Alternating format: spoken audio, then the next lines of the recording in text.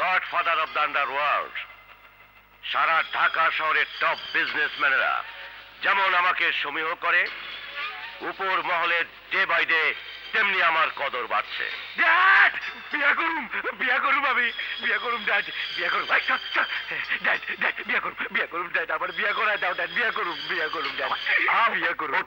বাবা, কাকে বিয়ে করবি? অপূর্ব সুন্দরী, স্বর্গের অপসরী, অনামিকা, শকত সালাউদ্দিনের মেয়ে।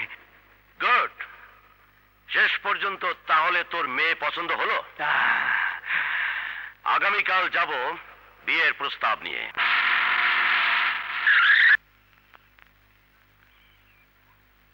কে আপনারা? আপনি কি সত্যি আমাকে চেনেননি? আমার নাম চৌধুরী আক্কেল আলী। আপনাদের বিয়ে দিতে চাই। রাতের বেলায় বিছানায় শুয়ে মানুষ স্বপ্ন দেখে, আপনি দিনের আলোতে স্বপ্ন দেখে শুরু করে দিলেন। আমি স্বপ্ন দেখি না, আমি যা করি দিনের আলোতেই করি। খুব ঠান্ডা মাথায় ভেবে চিন্তেই আমি এসেছি। আমার সম্পর্কে যদি আপনি জেনে থাকেন তাহলে না করা ঠিক হবে না। আপনার সম্পর্কে আমি সব জানি। জাহাজ ঘাটে দাঁড়িয়ে দাঁড়িয়ে প্রথম জীবনে আপনি চানাচুর বিক্রি করতেন, সেখান থেকে চোরা চালানিতে দালালি করে 2 নম্বরে ব্যবসা করে নিজের দেশে বাড়িতে সম্পত্তি করেছেন। আস্তে আস্তে শহরের ভেতরে স্মাগলিং করেছেন, ভ্রষ্টাচারী নেতাদের চাঁদা দিয়ে নিজে সেজেছেন গডফাদার, নিজের ছেলেকে বানিয়েছেন ক্যাডার। সারা জীবন যার এক চুল পরিবারে ভালো রেকর্ড নেই, তার ছেলের সাথে আমার মেয়ের বিয়ে দেবো? অসম্ভব। ড্যাড, খেপিস না শওকত সাহেব, ছেলের কামাই আমার খারাপ না।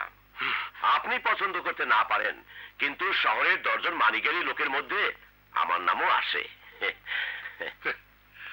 এখন লাগালে কাক ময়ূর হয়ে যায় না। কেউ সাহেব, ময়ূর হয়ে যায় না। Get out from my house. আস্তে বাবা, আস্তে আস্তে। মুখ যখন উপরওয়ালা দিয়েছেন কথা তো বলবেনই। ওনাকে ওনার মুখ সামনে কথা বলতে বলো ড্যাড। নয়তো কি? হ্যাঁ, নয়তো কি? সব জায়গায় গুন্ডাই মাস তুমি চলো না। এক্ষুনি আমার বাড়ি থেকে বেরিয়ে যাও, নইলে আমি পুলিশে খবর দেবো। এই বুড়া, অনেকক্ষণ ধরে তোর বেয়াদবি সহ্য করে যাচ্ছি। হবু শ্বশুর বলে আমি আপনাকে এতক্ষণ সহ্য করে চুপ করে আছি, নইলে আপনার লাশ এতক্ষণ মাটিতে পুঁতে ফেলতাম। যে কুকুর ডাকে বেশি সে কামড় দেয় না। ওই শওকত,